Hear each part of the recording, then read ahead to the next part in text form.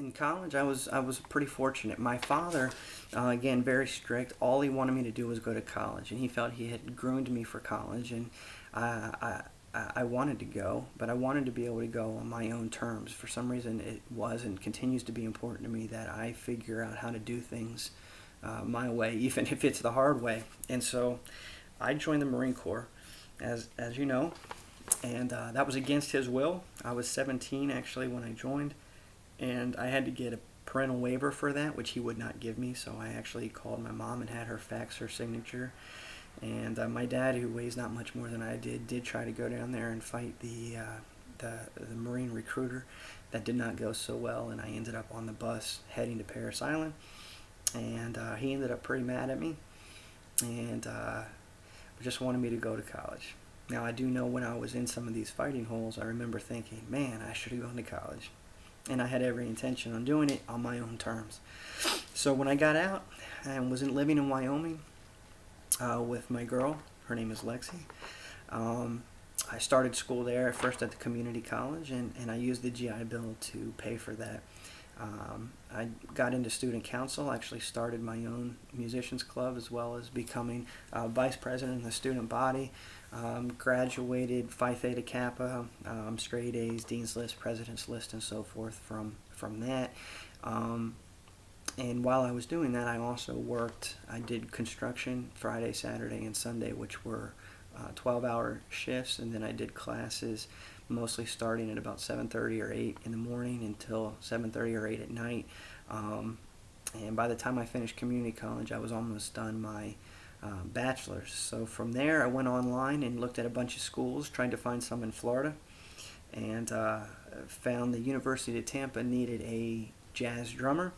And so while I had continued to play drums for the jazz band in Wyoming, not quite the same caliber as playing University of Tampa, private school, very well-known jazz program.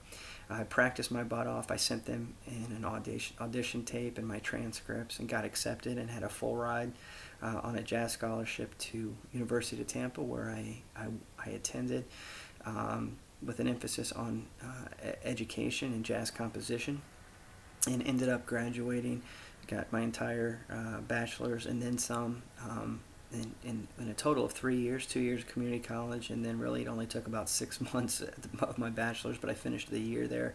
And within 3 years, I graduated, heavily active in the student body, as well as had done ROTC as an elective, which meant every morning at 5:30 I was out running with the soon-to-be troops, and also doing all my classes. I am working there. I was doing bartending at the time and playing in a bar band that played on the weekends for extra cash.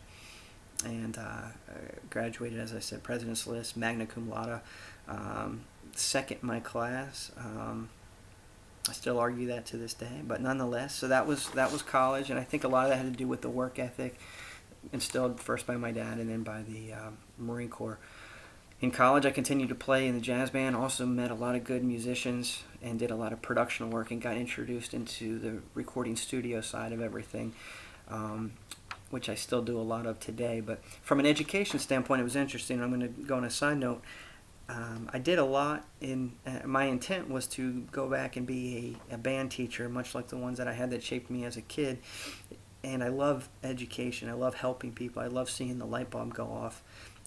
Unfortunately, what I don't like is working with people that don't want to help themselves. And when you're teaching in a high school or middle school level, that is the majority of the people that you're working with, and that frustrated me.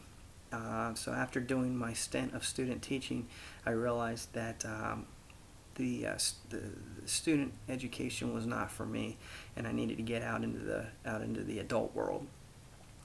Fast forward to today, and now all I want to do is back to do education, but I want to work with adults that actually have skin in the game and actually want to make a difference, not the 90% of those that don't. But hopefully we can find a way to reach a much larger portion of those and make a difference in their life. From the money standpoint, again, that's it. When I graduated college, I had no bills.